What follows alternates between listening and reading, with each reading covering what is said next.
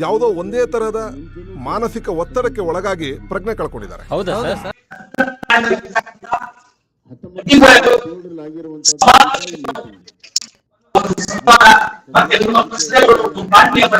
ಸ್ವತಂತ್ರ ಹೋರಾಟ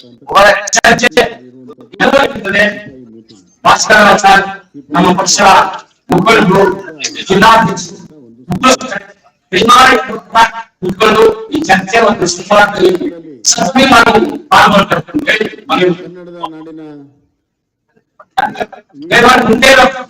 ಚೆನ್ನಮ್ಮ 1824ರಲ್ಲಿ ಸ್ವತಂತ್ರ ಹೋರಾಟವನ್ನ ಮಾಡಿದ್ರು. 2 ಯುದ್ಧಗಳನ್ನ ಮಾಡಿದ್ರು. ಠಾಕ್ರೆ ಅನ್ನುವಂತ ಒಬ್ಬ ಚಾನ್ಸಲರ್ ಅನ್ನ ರುಂಡವನ್ನ ಛೇದಿಸಿ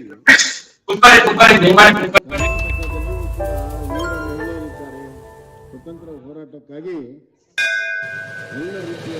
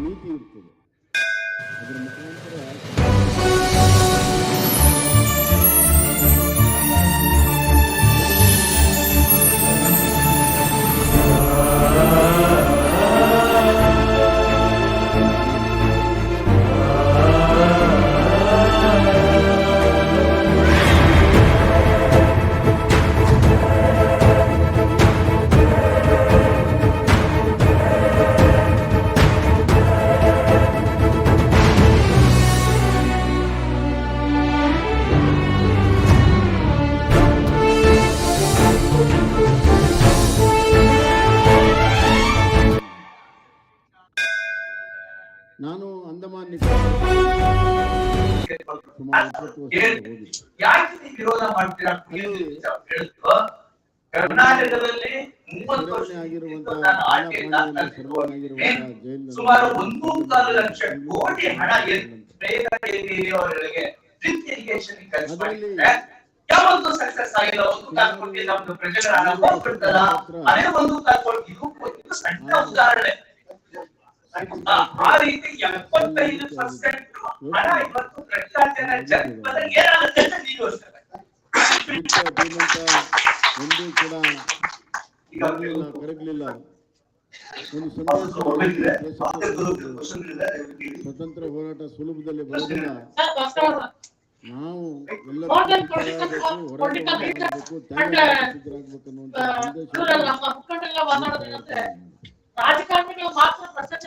ಯಾಕೆ ಲೋಕಮಾನ್ಯ ತಿಲಕ್ ಬಗ್ಗೆ ನಾನು ಮಾತಾಡ್ತಾ ಇದ್ದೀನಿ ಅಂದ್ರೆ,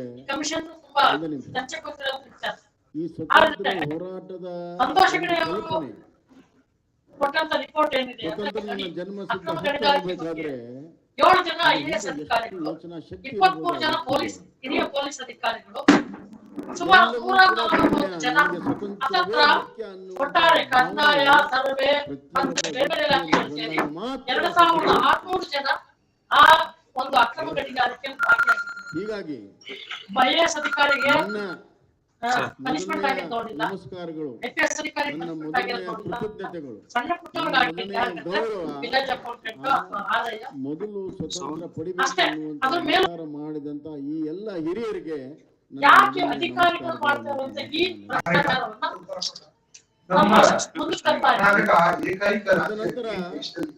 ಮುಂದೆ ಕೂಡ ಅದಕ್ಕೆ ವೇಗವನ್ನ ಯಾವಾಗ ಸಿಕ್ತು ಅಂದ್ರೆ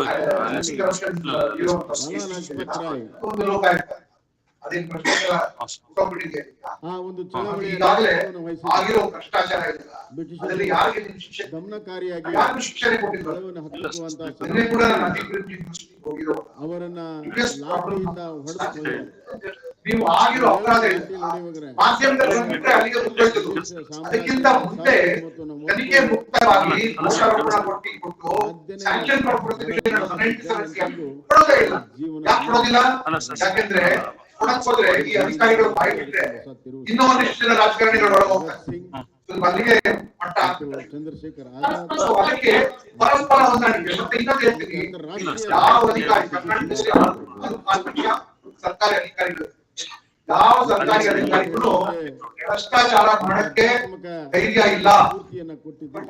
ಎಲ್ಲೋ ಒಂದು ಕುಮ್ಮಕ್ಕಿಂದ ಆಮಿಷಕ್ಕೆ ಒಳಗಾಗಿ ಬೆಂಬಲದಿಂದಲೇ ಆತ ಭ್ರಷ್ಟಾಚಾರ ಮಾಡ್ತಾರೆ. ಒಂದು ಎರಡನೇದು ವರ್ಗಾವಣೆ. ಯಾಕ್ರಿ ನಾವು ಬರುವಾಗ ಸಿಗ್ನೇಚರ್ ಪರ್ಸೆಂಟ್ ಮಾಡ್ಬಾರ್ದು. ಕರ್ನಾಟಕದ ಯಾವ ಭಾಗದಲ್ಲಿ ಕೂಡ ನಾವು ಕೆಲಸ ಮಾಡುತ್ತೆ ನೇತೃತ್ವದಲ್ಲಿ ಭ್ರಷ್ಟಾಚಾರ ವರ್ಗಾವಣೆ, ಇದು ದೊಡ್ಡ ಎರಡು ಕಾಯಿಲೆ. ಇದರ ಫಲಾನುಭವಿಗಳು ರಾಜಕಾರಣಿಗಳು, ಇವರಿಂದಾನೇ ಇದು ಸೃಷ್ಟಿಯಾಗಿ ಸೊ ಅಮಾಯಕರಾಗಿ 99.9% ಆಫ್ ದಿ ಗವರ್ನಮೆಂಟ್ ಆಫೀಸರ್ಸ್ ಇವರಿಗೆ ಆಮಿಷಕ್ಕೆ ಭಯಕ್ಕೆ, ಆಸೆಗೆ, ದುರಾಸೆ ಇತ್ಯಾದಿಗಳಿಂದಲೇ ರಾಜಕಾರಣಿಗಳು ಇವತ್ತು ರಾಜ್ಯ ಮಟ್ಟದಲ್ಲಿ ಅಲ್ಲ, ಜಿಲ್ಲಾ ಮಟ್ಟದಲ್ಲಿ, ತಾಲೂಕು ಮಟ್ಟದಲ್ಲಿ ಇವರು ಹಿಡಿತದಲ್ಲಿ ಇವರೇನು ರಿವ್ಯೂ ಮಾಡ್ತಾರೆ ಮಾಡ್ತೀನಿ.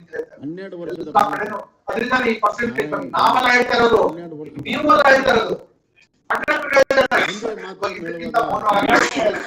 ಕಾರ್ಯಾಂಗದಲ್ಲಿ ಭ್ರಷ್ಟಾಚಾರ ಇಲ್ಲ ಅಂತ ಹೇಳ್ತಾ ಇದ್ದಾರೆ. ಮಾತ್ರ ಅಂತ ಧ್ವಜ ಹಿಡಿದು ಹೇಳುವಾಗ ಇದೇ ಅಂತ ಹೇಳ್ತಾ ಇದ್ದೀನಪ್ಪ. ನನಗೆ ಒಂದು 5 ಸತಿ ವಾರ್ನಿಂಗ್ ಕೊಟ್ಟು ಆನೆಸ್ಟ್ ಆಗಿರೋರು ಅವ್ರಿಗೆ ಇದೆಲ್ಲ ಇದರಿಂದಾನೆ ಅವ್ರಿಗೆ ಡಿಫರೆನ್ಸ್ ಮಾಡಿ ನೀವು ವರ್ಗಾವಣೆ ಮತ್ತು ಇನ್ನೊಂದು ಅಧಿಕಾರಿಗಳು ಭ್ರಷ್ಟಾಚಾರ ಮಾಡ್ತಾ ಇದ್ದಾರೆ, ಇಲ್ಲ ಅಂದ್ರೆ ಅವರಲ್ಲಿ ಸ್ವಚ್ಛವಾಗಿ ಆಡಳಿತ ಮಾಡ್ತಾರೆ, ಅಧಿಕಾರ ನಡೆಸ್ತಾರೆ. ಸ್ವಚ್ಛವಾಗಿ ಆಡಳಿತ ಮಾಡಿ ಯಾರು ಧೈರ್ಯ ಇಲ್ಲ. ನಾನೇ ಕೇಳಿ ಹೇಳ್ತೀನಿ, ನಾನೇ ಟ್ರಾನ್ಸ್ಪೋರ್ಟ್ ಕಮಿಷನರ್ ಆಗಿರುವಾಗ ಮುಖ್ಯಮಂತ್ರಿ ಕಚೇರಿಯಿಂದ ಅವರಿಗೆ ಫೋನ್ ಮಾಡಿ ನನ್ನ ಸಲಹೆ ಕೇಳಿದ್ರು. ಕೆಐಡಿಬಿಗೆ ನಾವು ಒಳ್ಳೆ ಅಧಿಕಾರಿ ಹಾಕ್ಬೇಕು ಅಂತ ಸಜೆಷನ್. ನನಗೆ ಒಂದು ಅರ್ಧ ನಿಮಿಷ ನನಗೆ ನಗುರೆ ಬಂತು. ಒಳ್ಳೆ ಅಧಿಕಾರಿ ಅಂದ್ರೆ ಮಹಾತ್ಮ ಗಾಂಧೀಜಿ ಕೊಟ್ಟ ಏನು ಒಳ್ಳೆ ಅಡ್ಜಸ್ಟ್ ಮಾಡ್ಕೊಂಡು ಹೋಗೋ ಅಧಿಕಾರಿ. ಮಹಿಳೆಯರು ಕೂಡ ಒಳ್ಳೆ ಅಧಿಕಾರಿ. ಆ ಚಳುವಳಿ ವಾಟ್ ಯು ಮೀನ್ ಒಳ್ಳೆ ಅಧಿಕಾರಿ? ಅಡ್ಜಸ್ಟ್ ಮಾಡ್ಕೊಂಡು ಹೋಗುವಂಥದ್ದು, ಸಲ ಮಾಡ್ಕೊಂಡು ಹೋಗುವಂಥದ್ದು, ಹೇಳಿದ ಮಾತು ಕೇಳ್ಕೊಂಡಿರೋದು, ಪ್ರಶ್ನೆ ಕೇಳಿ ಜನರ ಪರವಾಗಿ ನಿನ್ನ ಹೇಳಿ ಸರಿ ತಪ್ಪಾಗಿದೆ ಮಾಡೋದು ಬೇಡ ಅಂತ ಹೇಳಿ ಅಧಿಕಾರಿ. ಸೊ ಎಲ್ಲ ಅಧಿಕಾರಿಗಳಿಗೆ ನಾವು ಉತ್ತರ ಕೊಡೋದು. ಮತ್ತೆ ಅವ್ರ ಪ್ರಶ್ನೆಗಳಿಗೆ ಹಂಗೆ ಇದೆ. ಎಲ್ಲ ಹಿರಿಯ ಅಧಿಕಾರಿಗಳ ಮೇಲೆ ಜಸ್ಟಿಸ್ ಹೆಗಡೆ ಅವರು ಪಾಯಿಂಟ್ ಔಟ್ ಮಾಡಿದ್ರಂತ 12 ವರ್ಷ ಆಯ್ತು ಮುಖ್ಯಮಂತ್ರಿ ಜೈಲ್ಗೆ ಹೋಗಿ. ಯಾರು ಜೈಲ್ಗೆ ಹೋಗಿದ್ದಾರೆ? ಯಾರೋ ಬಡವರು, ಅಮಾಯಕರು, ಮತ್ತೆ ಪಾಪದವರು, ವಕೀಲರು ಫೀಸ್ ಕೊಡೋದಾಗಿರೋದು ಅವ್ರ ತರ ಜೈಲಿಗೆ ಹೋಗಿದ್ದಾರೆ. ಜೈಲಿಗೆ ಹೋಗ್ಬೇಕಾಗಿರೋರು ಬೆಂಚ್ಗಳಲ್ಲಿ ಓಡಾಡ್ಕೊಂಡಿದ್ದಾರೆ. ಅವ್ರಿಗೆ ಧೈರ್ಯ ಇಲ್ಲಲ್ಲ ನಿಮ್ಗೆ. ನೀವು ಮಾತಾಡಿ ನಿಮ್ ಸ್ಯಾಯಿ ಕೂಡ ಒಳ್ಗೋಗ್ಬಿಟ್ಟಿದೆ. ಜನ ಕೂಡ ಕೂಗಾಡಿ ಅವರು ಈಗ ನೋಡಿ ಸಿಐ ನೀವು ರಾಜೀನಾಮೆ ಕೊಟ್ಟಂತ ಸಂದರ್ಭದಲ್ಲಿ ರಾಜಕಾರಣಿಗಳು ಸಿಡಿದ ಗುಜರಾತಿನ ಬಾರ್ಡೋಲಿಯಲ್ಲಿ ರೈತರ ಯಾವ ರೀತಿಯ ಕೆಲಸ ಮಾಡ್ತಾರೆ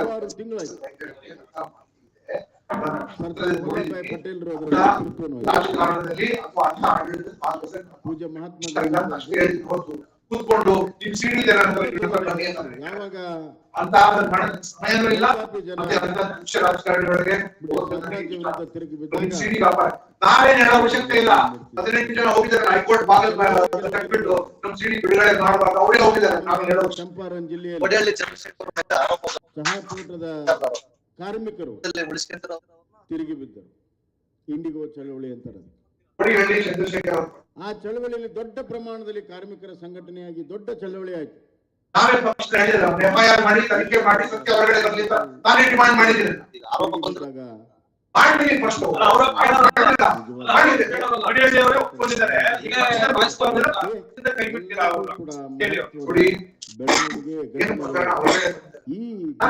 ನಾವೇ ಡಿಮಾಂಡ್ ಮಾಡಿದೀವಿ. ಎಫ್ಐಆರ್ ಮಾಡಿ ತನಿಖೆ ಮಾಡಿ ಅಂತ ಹೇಳಿದ್ರಲ್ಲ.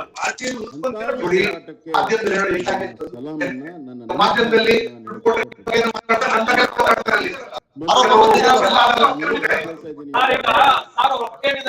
ಭಾರತ ದೇಶ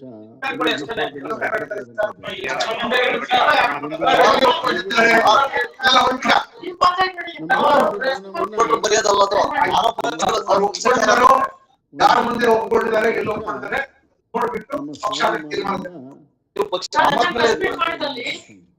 ಬ್ರಿಟಿಷರು 1000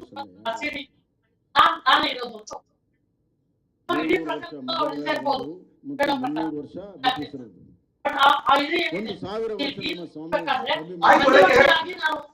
ಬಂದಿದೆ. ಪಕ್ಷದ ಅಧ್ಯಕ್ಷರಿದ್ದಾರೆ, ಪಕ್ಷದ ಮಹಾನಾಯಕರಿದ್ದಾರೆ, ತೀರ್ಮಾನ ತಗೊಳ್ಳೋಕೆ ಸಮಯ ಕೊಡಿ ಅವ್ರಿಗೆ. ಬಟ್ ನಾನು ಅದು ಪೊಲೀಸ್ ಆಫೀಸರ್ ಬಂದಿದೆ, ಮತ್ತಷ್ಟು ರೆಫೈನ್ ಮಾಡಿ ತನಿಖೆ ಮಾಡಿ ಯಾರ್ಯಾರಿಗೆ ತಪ್ಪಿತಸ್ಥರಾಗಿರೋದನ್ನ ತಗೊಳ್ಳೋಣ. ಯಾಕಂದ್ರೆ ಸಾರ್ವಜನಿಕ ಕಠಿಣ ಪರಿಸ್ಥಿತಿ ಗುಲಾಮರಾಗಿ ಬದುಕು. ಬೇರೆ ಪಕ್ಷದ ನಾಯಕರು ಪಕ್ಷಕ್ಕೆ ಬಂದ್ರೆ ನಮ್ಮ ಕೈಗೆ ಬಂದಾಗ ಮಾಡ್ಕೊಂತೀವಿ. ಕಾಂಗ್ರೆಸ್, ಬಿಜೆಪಿ, ಜೆಡಿಎಸ್ ಪಕ್ಷದ ನಾಯಕರು ನಮ್ಮ ಪಕ್ಷಕ್ಕೆ ನಾವು ದೇಶವನ್ನ ಯಾರು ಅಖಂಡ ಬರ್ತಾರೆ ಅವರು ಅಲ್ಲದೆ ಒಂದು ನಮ್ಮ process ಇದೆ, process ಇದೆ. ಒಂದು ರಾಷ್ಟ್ರ ಇಲ್ಲ, ಸುಮಾರು ಜನ ನಮ್ಗೆ ಬಂದು ಕೇಳಿದ್ದಾರೆ, ಇಷ್ಟು ಜನ ನಾವು ಬೇಡ ಆಗೋದಿಲ್ಲ ಬಿಟ್ಬಿಡಿ ಹೇಳಿದ್ರೆ ಅಲ್ಲಿ ಚೆನ್ನಾಗಿಲ್ಲ. ಎಲ್ಲರಿಗೂ ಕೂಡ ಈಗ ನೀವು ಕೊಡುವಂತ ಕರ್ನಾಟಕದಲ್ಲಿ ಮುಖ್ಯಮಂತ್ರಿ ಅಭ್ಯರ್ಥಿನ ಯಾರನ್ನ ರಾಷ್ಟ್ರ ಆಗಬೇಕು ಅನ್ನುವಂತ ಆಮ್ ಆದ್ಮಿ ಪಾರ್ಟಿಗೆ ಕೂಡ ನಾವು ಬಿಟ್ಟು ಮುಖ್ಯಮಂತ್ರಿ ಅಭ್ಯರ್ಥಿ ಯಾರಂದ್ರೆ ಕೊಡಬೇಕು. ಕನ್ನಡ ನಾಡಿನ ಕೊಡುಗೆ ಸ್ವತಂತ್ರ ಹೋರಾಟಕ್ಕೆ ನೀವು ಇದೇ ಪಕ್ಷದಲ್ಲಿ ಇರ್ತೀರ ಅಥವಾ ಬದಲಾದ ರಾಜಕೀಯ ಸನ್ನಿವೇಶದಲ್ಲಿ ಪಕ್ಷ ಬದಲಾವಣೆ ಮಾಡಕ್ಕೆ ಚಾನ್ಸಸ್ ಏನಾದ್ರು ಇದೆಯಾ? ಯಾಕಂದ್ರೆ ಒಂದರಲ್ಲಿ ಈಗ ಯಾವ್ಯಾವ ಪಕ್ಷ ಪೊಲೀಸ್ ಅಧಿಕಾರಿಗಳು ಸೇರ್ಕೊಂಡಿದ್ದಾರೆ, ಒಂದ್ ಕಡೆ ನೆಲೆ ನಿಲ್ತಾ ಇಲ್ಲ. ಜೈಲಿಗೆ ಹೋಗಿದ್ರು ಅಂತಂದ್ರೆ ನಾನು ಈ ಪಕ್ಷದಲ್ಲೇ ಇರ್ಬೇಕು ಅಂತ ತೀರ್ಮಾನ ಮಾಡ್ಕೊಂಡು ಬಂದಿದ್ದೀನಿ. ಅಲ್ಲ ಇರ್ತೀರಾ ಅಥವಾ ಬದಲಾದ್ರೆ ನಾನು ಈ ಪಕ್ಷದಲ್ಲೇ ಇದ್ದೀನಿ, ಪಕ್ಷದಲ್ಲಿ ಇದೀನಿ, ಇದೇ ಪಕ್ಷದಲ್ಲಿ ಸರ್, ನಿಮ್ ಜೊತೆಯಲ್ಲಿ ಬಿದಿರಿ ಅವ್ರನ್ನ ಮತ್ತೆ ಇವ್ರು ನಮ್ಮ ಲೋಕಾಯುಕ್ತ ಹೀಗೆ ಅವ್ರನ್ನ ಕರೆತರ್ತೀರಾ ಸರ್? ನೋಡಿ ಬಾ, ನಾವು ಯಾರು ಹೋಗ್ಬಿಟ್ಟು ಈಗ ಪಕ್ಷ ಬನ್ನಿ ಬನ್ನಿ ಅಂತ ನಾವು ಯಾರು ನಮ್ಮ ಪಕ್ಷದಲ್ಲಿ ಹೊರಗಡೆ ಕೂಡ ಸಮಾನ ಪ್ರಾಣವನ್ನು ತ್ಯಾಗ ಮಾಡಿದ್ರು. ಎಲ್ಲರೂ ಸಹ ಹೊರಗಡೆಯಿಂದ ಬೆಂಬಲ ಕೊಡು. ಸರ್, ಯಾಕೆಂದ್ರೆ ಹೋರಾಟದಲ್ಲಿ ಬಹಳ ಪೊಲೀಸ್ ದೊಡ್ಡ ಅಧಿಕಾರಿಗಳು ರಾಜಕಾರಣ ಮುಟ್ಟಲ್ಲ. ಪೊಲೀಸ್ ಅಧಿಕಾರಿಗಳಿಗೆ ರಾಜಕಾರಣ ಮುಟ್ಟಲ್ಲ. ಯಾವುದೇ ಪಕ್ಷ ಬಂದ್ರೂ ಕೂಡ ಅವ್ರ ಅಧಿಕಾರ ಸಿಗಲ್ಲ. ಚಿತ್ರದಲ್ಲಿ ನೀವೇ ಯಾಕೆ ಸ್ವಾಮಿ ಹಿಂಗ್ ಶಾಪ? ಎಲ್ಲರೂ ಹೇಳ್ತಾರೆ. ಸಾಕು ಉದಾಹರಣೆ ಇದಾವೆ. ಅಯ್ಯೋ, ಗೋಪಾಲ್ ಅವ್ರು ಯಾಕಿಲ್ಲ? ನಾವ್ ಏನ್ ಮಾಡ್ತಾ ಉತ್ತರ ಕೊಡಿ. ಪರಿಸ್ಥಿತಿ. ಅದೇ ಹೇಳ್ತಾ ಇದ್ದಾರೆ, ಯಾಕೆ ಉದಾಹರಣೆಗಳು ಇದಾವಲ್ಲ, ತರಹದ ಪರಿಸ್ಥಿತಿಗಳು ಅವನು ಮಂದಿರದಲ್ಲಿ ಇದೆಲ್ಲ ಗುಡಿಯಲ್ಲಿ ಇಂಡಿವಿಜುವಲ್ ಬಿಹೇವಿಯರ್. ಗುಂಡೇಟಿಗೆ ಅವರೊಬ್ರು ಮಹಾನ ಮತ್ತು ಹಿರಿಯ ನಾರಾಯಣ ಅವ್ರದೇ ಅನುಭವ ಇದೆ, ನಂದೇ ಅನುಭವ ಇದೆ. ಯಾಕೆಂದ್ರೆ ಕೋಲ್ರಲ್ಲ ಆಗಿರ್ಬೋದು, ಚಟ್ಟಬಿದ್ರ ಆಗಿರ್ಬೋದು, ಸಂಗೀಯನ್ ಆಗಿರ್ಬೋದು,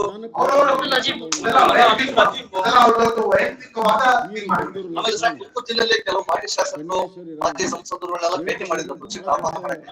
ಅವ್ರೇನ್ ಬರ್ತಾರೋ ಅಥವಾ ಸುಮಾರು ನಮ್ಗೆ ನಮ್ ಕಡೆಗೆ ಭಾರತದಲ್ಲಿ ಈ ಎಲ್ಲ ಕೊಡುಗೆ ನಾವು ಹೇಳಿದ್ರೆ ಸಾಮಾನ್ಯ ಜನರಿಗೆ ನಾವು ಒಂದು ಅವಕಾಶ ಕೊಡಬೇಕು ಅಂತ. ನಾನು ಯಾಕೆ ಹೇಳ್ತೀನಿ ಅಂದ್ರೆ ಇದೇ ಪಂಜಾಬ್ ಕೂಡ ಆಗಿತ್ತು. ನಮ್ಮ ನಾಯಕ ಹೇಳಿದ್ರು, ನೋಡಿ ಹೊಸದಾಗಿ ಯಾರು ಬರ್ತಾರೆ ಅವ್ರಿಗೆ ಅವಕಾಶ ಕೊಡಿ. 92 ಜನ ಏನ್ ಪಂಜಾಬ್ ಗೆದ್ದಿದ್ದಾರೆ ನೋಡಿ, 92 ಜನ ಪಂಜಾಬ್ 82 ಜನ ಮೊಟ್ಟ ಮೊದಲನೇ ಬಾರಿಗೆ ಒಬ್ಬ ಯಾರು ಅವರೆಲ್ಲ ಡಾಕ್ಟರ್ಗಳು, ವಕೀಲರು, ಚಾರ್ಟರ್ಡ್ ಅಕೌಂಟೆಂಟ್, ಮತ್ತೆ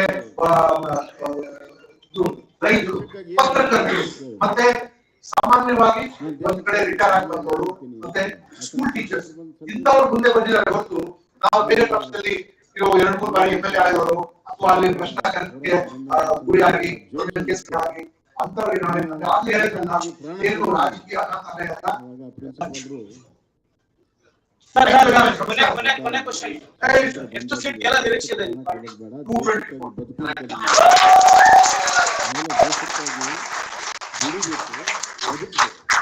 ದೇಶಕ್ಕಾಗಿ ಬದುಕಬೇಕು, ಬದುಕಿಗಾಗಿ ಕಟ್ಟು ಹೊರೆಯೋದಕ್ಕಾಗಿ ಬದುಕಲ್ಲ, ದೇಶಕ್ಕಾಗಿ ಬದುಕಬೇಕು.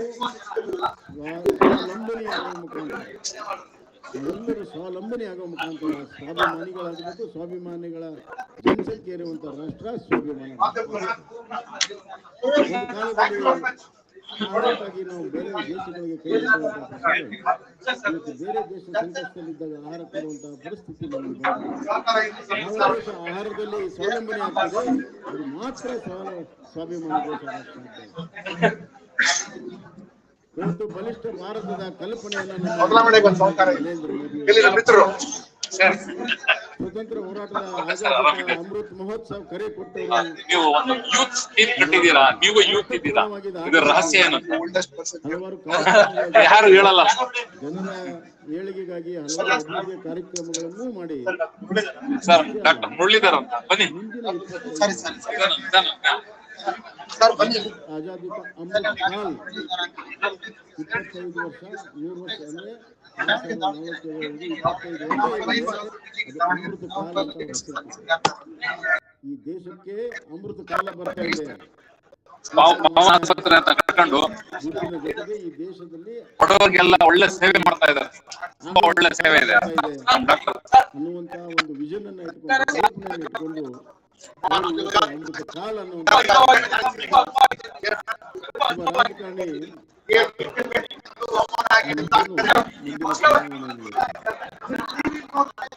ಒಬ್ಬ ಮುತ್ಸದ್ದಿಯ ಕಣ್ಣು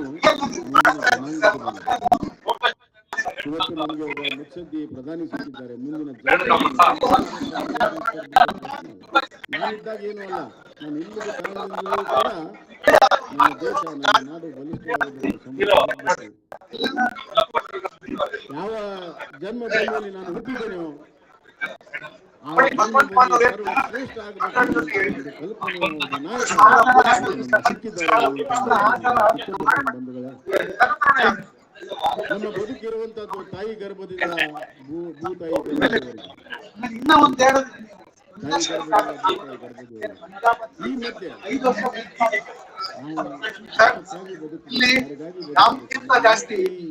ಮನುಷ್ಯ ಜನ್ಮ ಸಂಘಟನೆ ತಯಾರು ಮಾಡಿದ್ದಾಗಿದೆ. ಜನ ತಯಾರು ಗ್ರಾಮೀಣ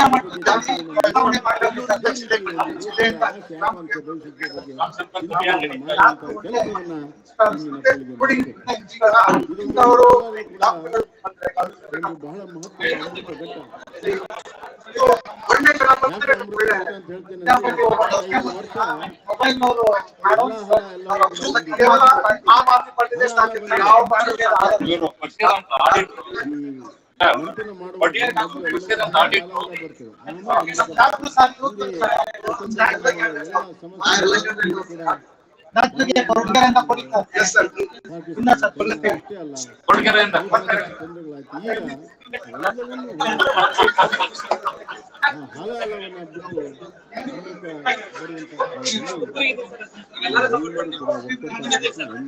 ಬುದ್ಧಿವಂತರಾಗಬೇಕು.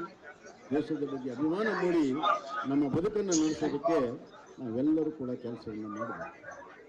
ಆತ್ಮಲೋಕನ ಮತ್ತು ಸಿಂಹಾಲೋಕನ ಮಾಡುವಂಥ ಇದುವರೆಗೆ ನಡೆದು ಬಂದಂತಹ ದಾರಿಯ ಸಿಂಹಾಲೋಕನ ನಾವೇನು ಮಾಡಬೇಕು, ನಾವೇನು ಮಾಡಿ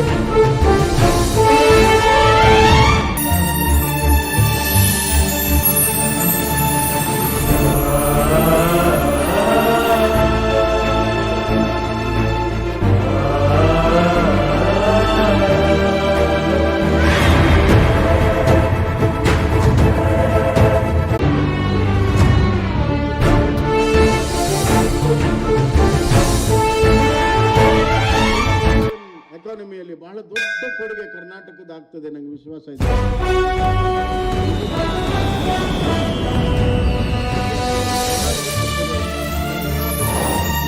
ಆದರೆ ಭಾರತವು ಕೂಡ ಅಷ್ಟೇ.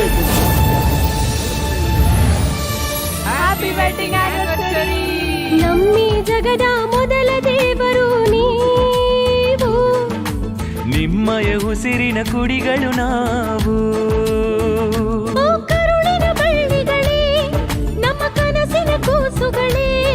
ಓ ಸೂಜಿ ಮಲ್ಲಿಗೆ ನಮ್ಮ ಸೋಜಿಗ ನೀವಮ್ಮ. ನಿನ್ ಮದುವೆ ಆಗಿ 20 ವರ್ಷ ಆಯ್ತು, ಇಲ್ಲಿವರೆಗೂ ನಿನ್ ಕೊರಳಲ್ಲಿ ಒಂದ್ ಒಡವೆನೂ ಕಾಣ್ಲಿಲ್ಲ. ಅಂದಾಗೆ ದುಡ್ಡು ಕಾಸಿಗೆ ಏನ್ ಏರ್ಪಾಡು ಮಾಡ್ಕೊಂಡಿದ್ಯಾ?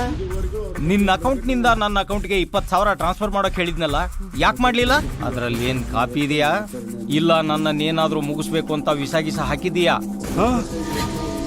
ನೀವು ಡಿವೋರ್ಸ್ ಕೊಡ್ತಿದ್ದೀರಾ? ಬಾಳ ಸಾಗರದ ಅಲೆಗಳ ಮೇಲೆ ಅಬ್ಬರಿಸಿದೆ